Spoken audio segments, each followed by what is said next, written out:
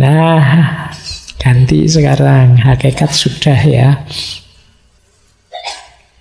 Sekarang karakter pendukung. Pak, kok berat Pak saya mau mengalah itu? Latih pertama kali dengan membentuk karakter. Ada 4 karakter yang bisa memudahkan kita mengalah. Yang pertama, empati. Empati itu kemampuan kita memposisikan diri di tempatnya orang lain. Itu empati. Orang yang kuat empatinya lebih mudah mengalah. Iya ya, seandainya saya seperti temanku itu. Nah, ini namanya kemampuan empati. Mungkin aku sesedih dia. Mungkin aku ya stres seperti dia. Ini namanya kemampuan empati. Kenapa tadi kamu bisa mengalah? Karena aku bisa merasakan yang dia rasakan. Kalau saya kalah, gagal, wah sedihnya mesti berat sekali. Wah dia juga pasti begitu. Sudahlah, kamu dulu saja, tidak apa-apa. Nah, jadi kemampuan empati itu bisa lahir ketika mengalah itu bisa lahir ketika teman-teman bisa empati. Latihanlah berempati ya. Sering-sering membayangkan dirimu di posisinya orang lain. Sekarang kan banyak orang yang lepas kontrol. Saking bencinya, saking tidak sukanya, saking tidak cocoknya. Sampai marah-marah, sampai maki-maki, sampai ngomong jelek dan lain sebagainya. Itu sebenarnya bisa dinetralisir dengan kemampuan melakukan empati. Seandainya aku dia, pingin aku misuh-misuh seperti itu, tapi seandainya aku yang dipisui seperti itu, apa ya? Nyaman. Tidak usahlah nanti sakit. Sebagaimana kalau saya digituin juga sakit. Ini namanya kemampuan melakukan empati. Yang kedua, believe in a just world. Percayalah bahwa dunia ini masih bisa adil. Keadilan masih mungkin ditegakkan. Positiflah, optimislah. Karena kalau kamu pesimis, tidak percaya ada keadilan, sulit untuk ngalah. Wah, nanti saya sudah ngalah malah ciloko dewe saya Pak. Nanti susah sendiri. Itu namanya kan kita tidak percaya pada just world. Wah, sekarang tidak zamannya Pak ngalah tidak ketuban nopo-nopo nanti Pak. Ya wes, kalau itu ya berat nanti kamu ngalah. Kamu harus believe in a just world. Percaya dunia ini adil. Kalau kamu baik, kebaikan yang akan datang padamu. Kalau kamu buruk, sebaliknya ya keburukan juga yang datang padamu. Wah, saya tidak percaya Pak, banyak orang baik sampai meninggal ya susah terus hidupnya misalnya. Ya sudah, wong ini mindset, cara berpikir. Nah, yo konsekuensinya kalau kalian tidak percaya dunia yang adil itu mungkin, ya sulit kalian untuk mengalah tadi. Ya, latihan untuk percaya pada keadilan, pada kebenaran, pada kebaikan. Sekarang banyak orang mulai tidak percaya. Kenapa sih kok ada orang hebat, orang pinter, kemudian curang, kemudian jahat? Mungkin dia tidak percaya dengan kebenarannya, dengan kebaikannya, dengan keadilannya hidup ini. Hidup ini gimana Pak? Yang enak kok dapat enak terus, dapat jatah ngatur ini, ngatur itu, dia enak terus, kita yang susah. Nah, ini berarti kalian mindset yang tidak percaya bahwa kebenaran, kebaikan, dan keadilan itu pasti menang. Ya sudah, ya sulit berarti untuk masuk ke ranah mengalah ini. Yang ketiga, self-control. Tadi jadi kunci untuk ngalah ya, latihan self-control. Dimulai yang sederhana, entah apalah, yang kamu ngontrol dirimu. Pingin sih itu, tapi yo nanti dululah, sebentar lagi latihan. diimpet sebentar.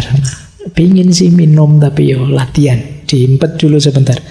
Tadi sudah diimpet 1 jam, sekarang minum.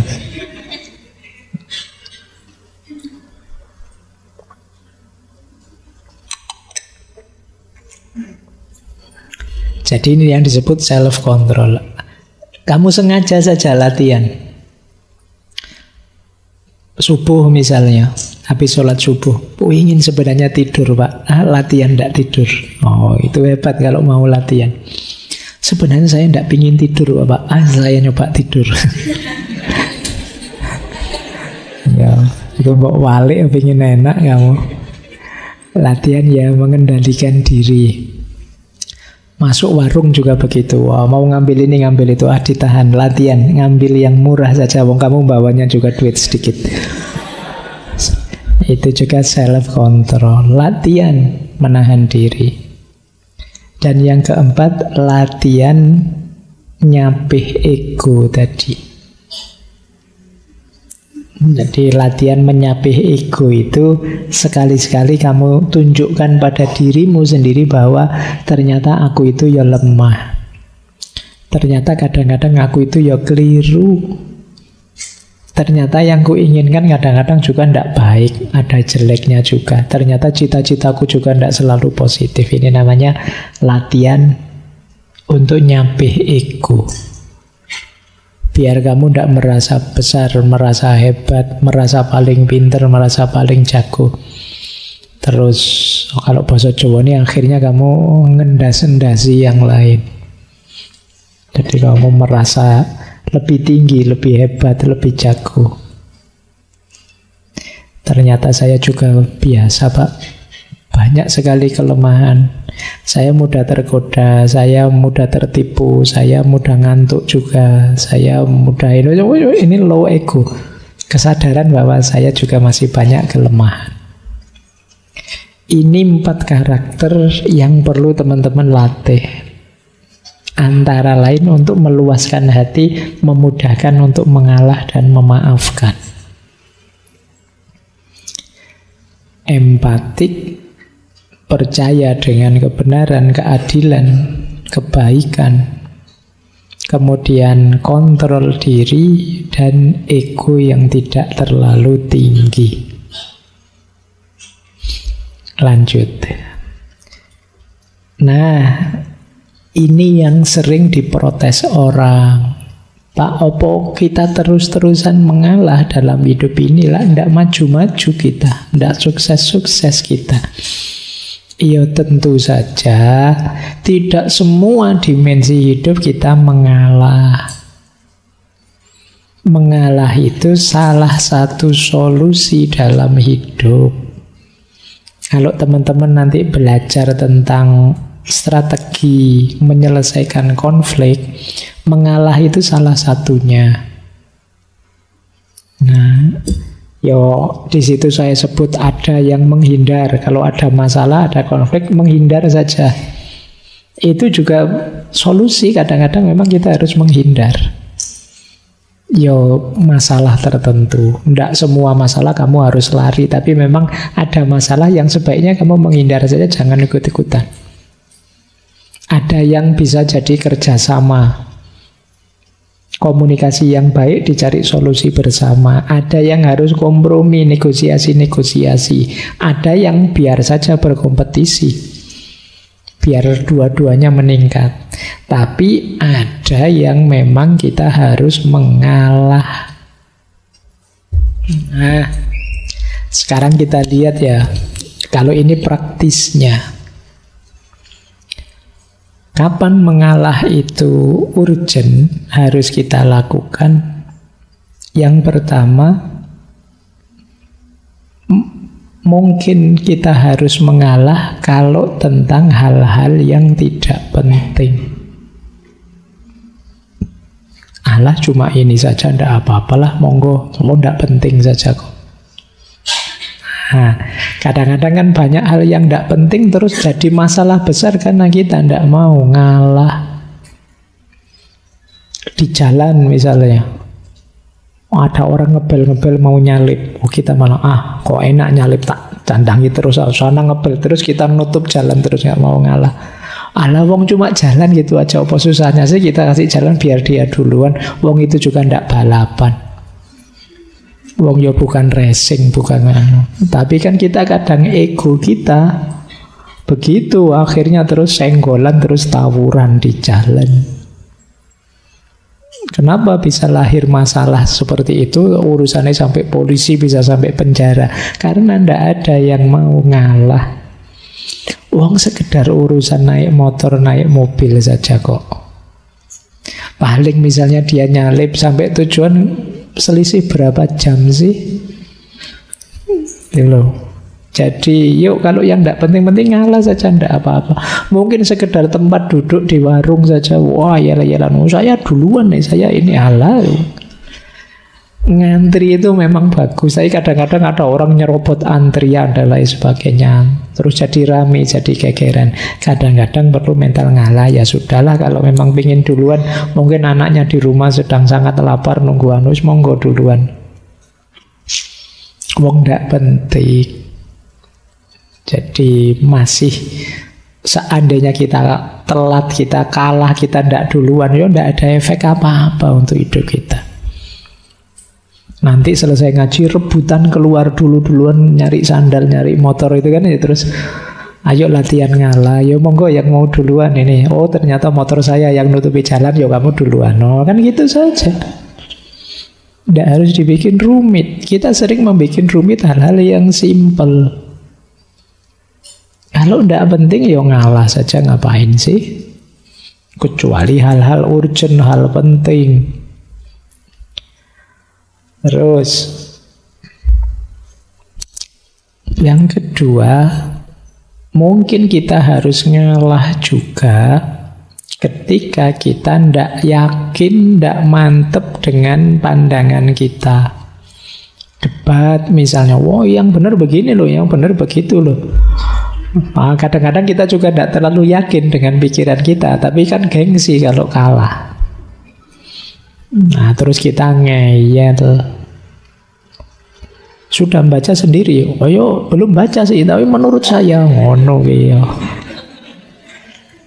Wong yo ndak mantep tapi ngeyel.